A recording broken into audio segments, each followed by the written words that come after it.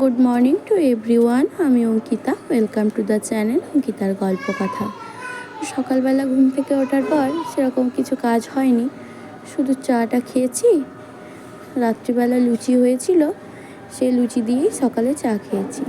আমার না চা লুচি খেতে সেই লাগে। তো খেয়েছি, খাওয়ার পর ভাতের জলটা বসিয়েছি, তারপর এদিকে একটু বসেছিলাম। তারপর দেখলাম রাহুল উঠে গেল। আমি ভাবলাম যে যখন উঠে গেছে তাহলে বিছানাটা পরিষ্কার করে নিই। আর মা ওদিকে বসে আছে আমার জন্য, যে আমি ঘরটা কখন মুছবো, ঝাড় দিয়ে মুছবো, তারপর মা পুজো করবে। মা চান করেই বসে আছে। মা বলল, তোর যখন সময় হচ্ছে না তাহলে আমি মুছে নিচ্ছি। তো আমি বললাম যে না থাক, তুমি যখন চান করেছো আমি মুছে নিচ্ছি। আর দেখবে যদি বিছানা পরিষ্কার করা না হয় না, তাহলে দেখবে যতই তুমি যত সুন্দরই করে ঘর ঝাড় দিয়ে মুছো কেন, কিন্তু সেই নোংরা মনেই হবে না যে পরিষ্কার করা হয়নি। সেটার জন্য যদি বিছানাটা পরিষ্কার আগে করা হয়, তারপর ঝাড় দিয়ে মোছা হয়, তাহলে খুব ভালো লাগে আর মনটাও তৃপ্তি হয়, বলো। তো এই দেখো ঝাড় দিয়ে নিচ্ছি, আর খুব ভালো লাগছে দেখে আমার। এই যে ঠাকুরগুলো নিচে ছিল, ঠাকুরগুলো আজ আমি সিংহাসনে তুলতে পেরেছি, নিজে খুব ভালো লাগছে। আর আমি না ভাবিনি যে এত জলদি আর কি সিংহাসনটা চলে আসবে। যাই হোক, সিংহাসনটা হয়ে গেছে। আমি বৃহস্পতিবার এসেছে হচ্ছে বুধবারে, আমি বৃহস্পতিবার দিন আর কি ওকে স্থাপন করেছি।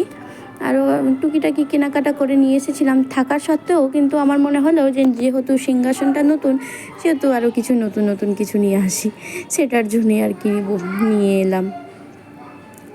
তো এই দেখো ছেলে এত নোংরা করতে পারে, এখানে জিনিস ওখানে ছড়িয়ে ছিটিয়ে, বাচ্চা ছেলে থাকলে আর কি এরকমই হয়। আমিও এক দুবার ভীষণই রেগে যাই, ওকে মেরেই ফেলি এক দুবার। দেখো মুছে নিচ্ছি, যতই দেখি মনে হচ্ছে এখানটা ঠাকুরটাই আর কি দেখি, বারবার মনে হচ্ছে খুব সুন্দরই লাগছে। অনেক ইচ্ছে ছিল অনেক দিনের, যে কবে একটা সিংহাসন হবে, সেই সিংহাসনে ঠাকুর রাখবো, নিজের ইচ্ছে মতো পুজো করব, এটা একটা ছিল। যাই হোক, হয়ে গেছে।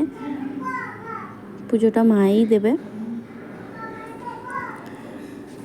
দেখুন ঠাকুরের বাসনগুলো আর কি আরেকবার সন্ধ্যাবেলা ধুয়েছিলাম, সেগুলো আরেকবার ধুয়ে দিলাম। আর এদিকে প্রদীপদানি আর এদিকে ধূপদানি, এগুলো আজকে ধুয়ে নিলাম।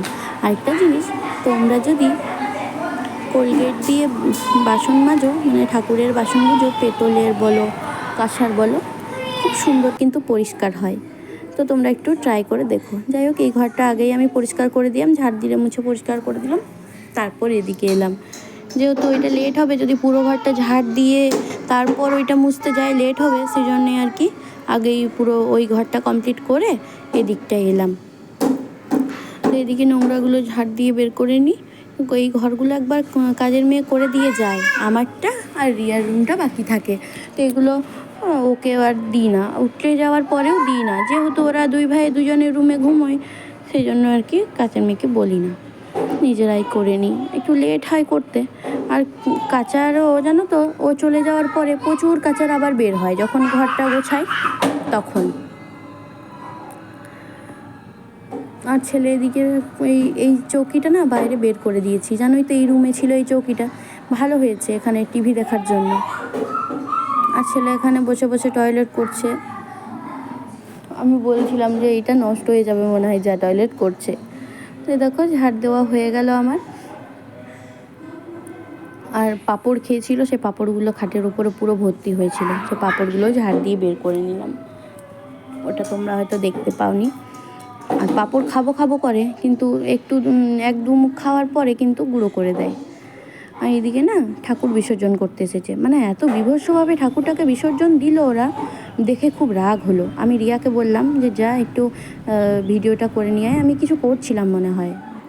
দেখো এত বিভৎসভাবে ঠাকুরটাকে বিসর্জন করছে, ওদেরকে কী রাগ লাগছে। এগুলো হচ্ছে প্ল্যান্টের লোক, ডিবিসির, ওদের আর কি প্ল্যান্টের ভেতরে করে বিশ্বকর্মা পুজো, সেই ওদের। যাই হোক, ভিডিওটা ভালো লাগলে লাইক কমেন্ট